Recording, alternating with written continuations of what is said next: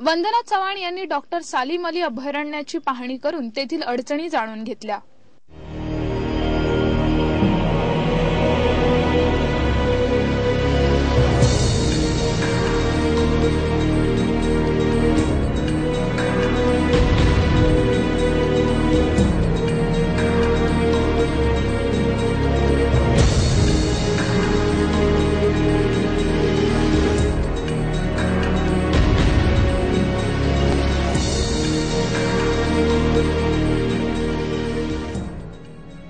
राष्ट्रवादी काँग्रेसच्या खासदार वंदनाताई चव्हाण यांनी येरवडा येथील डॉक्टर सालीम अली अभयारण्याला भेट देऊन त्या ठिकाणची दुरवस्था जाणून घेतली।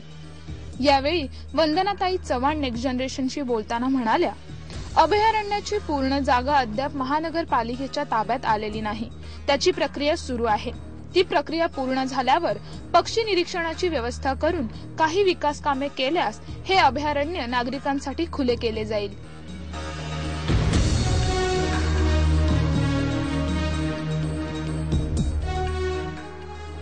आज सलीम अली उद्यान जे आहे, जिथं पक्षी अभयारण्य आहे, त्या ठिकाणी आज आम्ही भेट दिली।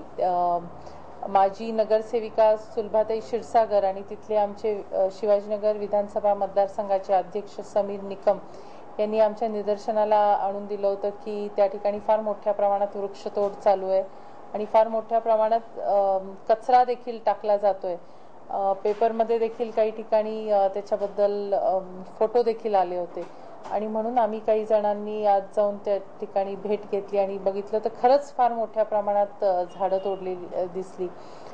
त्या ठिकाणी कुठल्याही संरक्षण त्या एरियामध्ये नसल्यामुळे कदाचित जवळच्या वस्तीचे लोक येऊन, स्पेशली लेडीज येऊन त्या ठिकाणी ड्राय ट्विग्स जे आहेत ते घेऊन जात आहेत आणि फार मोठ्या प्रमाणात झाडांची पण तोड झालेली दिसतीये।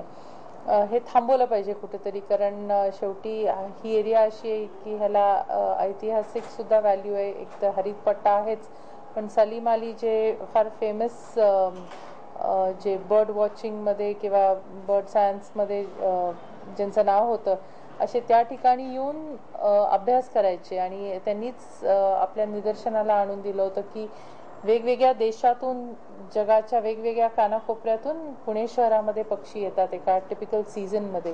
त्यामुळे त्याचं जतन करणं आणि ती एरिया त्या पद्धतीने राहावी ह्यासाठी आपली पुणेकरांची सगळ्यांची जबाबदारी आहे।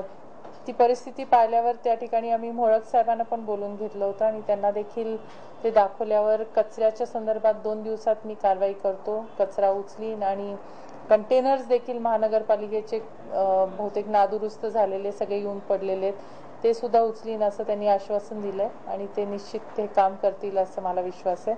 दुसरं म्हणजे झाडं जी फार मोठ्या प्रमाणात कापली जात आहेत, त्याच्यासाठी सुद्धा महानगरपालिकेच्या उद्यान अधीक्षकांना आम्ही आता पत्र तयार केलंय, आयुक्तांना सुद्धा पत्र दिलंय, माननीय महापौरांना पत्र दिलंय की ह्या ठिकाणी ताबडतोब आपण सिक्युरिटी गार्ड ठेवला पाहिजे। अजून ही एरिया संपूर्ण महानगरपालिकेच्या ताब्यात आलेली नाहीये। अर्धी एरिया एकूण मला वाटतं 9.5 हेक्टर एकूण जमीन आहे, जवळजवळ 25 एकर ही जमीन आहे आणि अर्धी एरिया ही फॉरेस्ट डिपार्टमेंटकडे, अर्धी एरिया प्रायव्हेट ओनरकडे होती। ती आता आपण ॲक्विजिशन प्रोसेस सुरू केलंय महानगरपालिकेने। जवळजवळ अर्ध अमाऊंटचं कॉम्पन्सेशन ऑलरेडी भरून झालंय आणि काही राहिलेलं आहे, पण काही असलं तरी शेवटी पुढच्या काळात ही महानगरपालिकेकडे येणार आहे।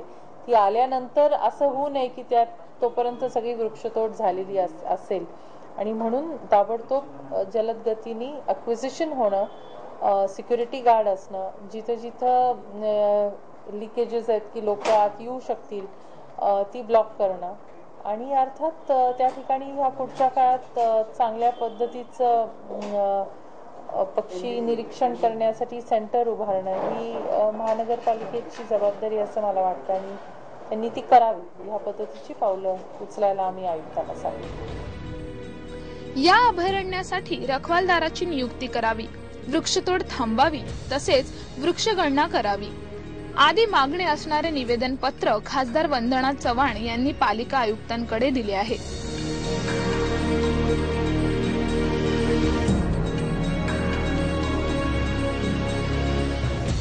समाजहिताच्या कामात नेहमी अग्रगण्य असणारे पुणे राष्ट्रवादी काँग्रेस अल्पसंख्याक सेलचे अध्यक्ष इक्बाल शेख या पाहणीवेळी आवर्जून उपस्थित होते।